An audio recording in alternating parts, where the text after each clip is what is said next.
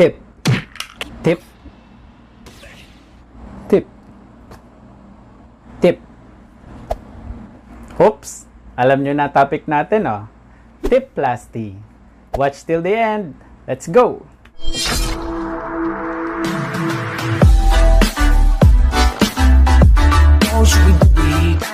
Welcome back, guys, to Doc Guys channel. Doc Reggie here, certified cosmetic surgeon.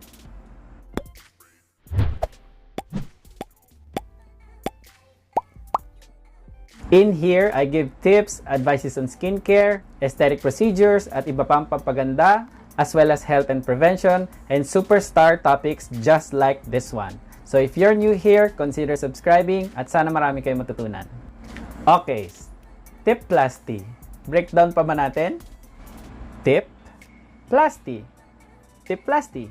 First, we should address why you should get it or who should.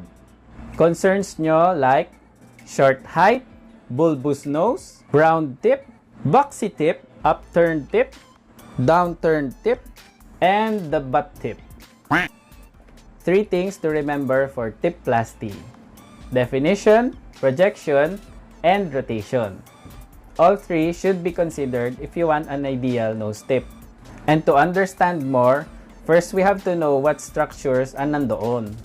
O diba, in the Ailerplasty video, I showed you the wings. Actually, it is a part of the structure dito. The whole thing is called the lower lateral cartilage. See?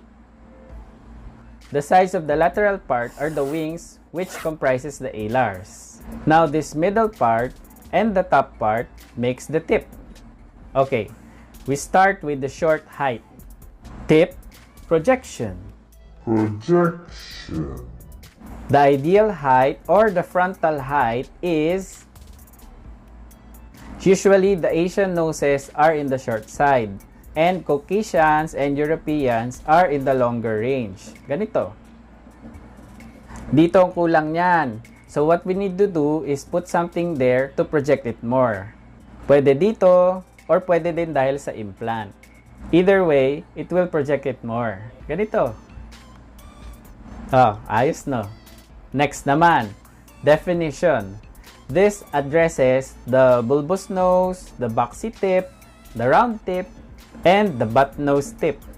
In reality, any change in the size of the tip is already called bulbous. If malaki ang cartilage and the soft tissue or fat is also malaki din, you get that big shape. Sa boxy tip and the butt tip, they have this large cartilage but they have a thin skin there. Kaya naghuhulma yung shape ng cartilage. Ang round tip is usually yung soft tissue and the fat lang yung malaki. Sa Tipplasty, we reshape the cartilage if needed. We suture it and add support. Or we remove some of the tissue or fat to thin it a little. Gets nyo na? Subscribe! Now, sa rotation naman, what does that mean? Ito, upturned tip and the downturned tip. Ideal, syempre, ganito. Kami nang bahala mga surgeons nyo how to do those. Ang important, itong tatlong to ang may balance. Oh, gets nyo na? It's not that simple to get what you want, no? Especially sa tip. Malaking factor yung panggagalingan na shape ng nose, lalo na sa tissue sa tip. Meron talagang makapal, meron din manipis. Kadalasan, in Asians, Koreans, and Japanese have thin skin on the tip. Pinoys, as well as Vietnamese and Chinese, they have varied thickness of the tip. Now, let's go to the one that you commonly ask, the pointy tip. Pointy tip. Subscribe! First, to show you how it works, gamit tayo ng props. Imagine this is a nose implant. Here's a thin skin. O, di ba? Define talaga ang tip. Diyan napapasok ang mga swan and mantis implants. How about a fairly thicker one? As you can see, hindi na gaano defined ang tip. More round na siya. How about this? Kapal na talaga. Like just the ones do sa mga fatty noses. Oh, bulbous na lalo. Kaya sometimes, kung mapapansin nyo, some have their rhinoplasty. Pero bakit parang lalong bumibilog yung tip nila? Kasi makapal yung tip nila and just placed an implant. Now you get it. Pero sa mga tinang skin, swerte nila. Kasi sa simple implant lang, nagsishape na ng maganda. Pero sometimes, kahit thick ang skin sa nose, nagsishape din eventually. Kaya rhinoplasty is unpredictable. Doc, I want a pointy nose din. Ops, wag mainggit. Kasi there are dangers of a thin tip. What? If you want a pointy nose, then you may need a thinner skin. Diyan na ang defatting na alam ninyo. You take out some fats and some tissue during the surgery from the inside. But, look at this. Lalo na sa mga may shape na implant. Over time, may risk ka ng extrusion. Manipis eh. Kaya there's a limit to how pointy you like. Either play safe or take the risk. Mas safer ang walang implant, suturing lang, but you won't get that point. Or laban lang, tiwala lang, basta makuha mo yung perfect point na pangarap mo. That will be the decision you have to make. Here, meron pa. According to the textbooks, the columella, which is this, sabi, should be in level with the alars. But there's a trend now, which is nakikita yung columella konti. Slight overhang. We can achieve this. First, by alar lift, which is another technique during alarplasty. And number 2, by creating a slight columellar overhang. We need cartilage for that during tipplasty. Complications, same lang yan like in any other surgeries. Infection, bruising, bleeding, lahat yan nare-resolve naman. Specific complications for tipplasty procedures, yan na yung implant extrusion. Alam nyo na ang cause.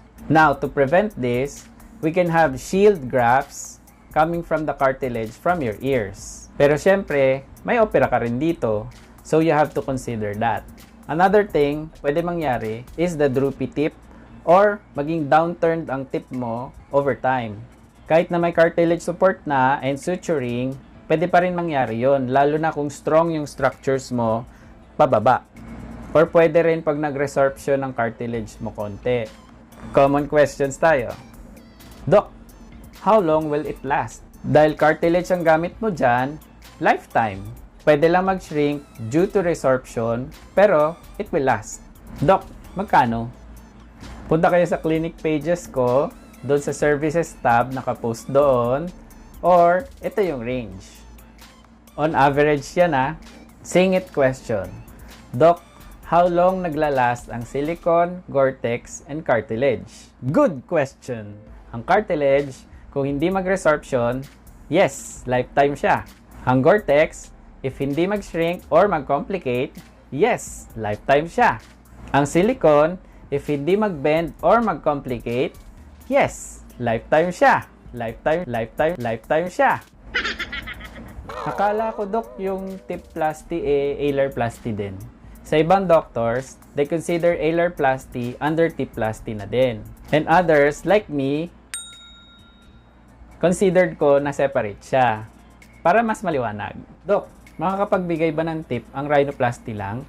Yes, as I said, kahit walang tipplasty, pero manipis ang skin, at ang implant is shaped with a tip, then you'll get a defined one. Pero kung makapal ang skin, lalo siya lalaki kung implant lang.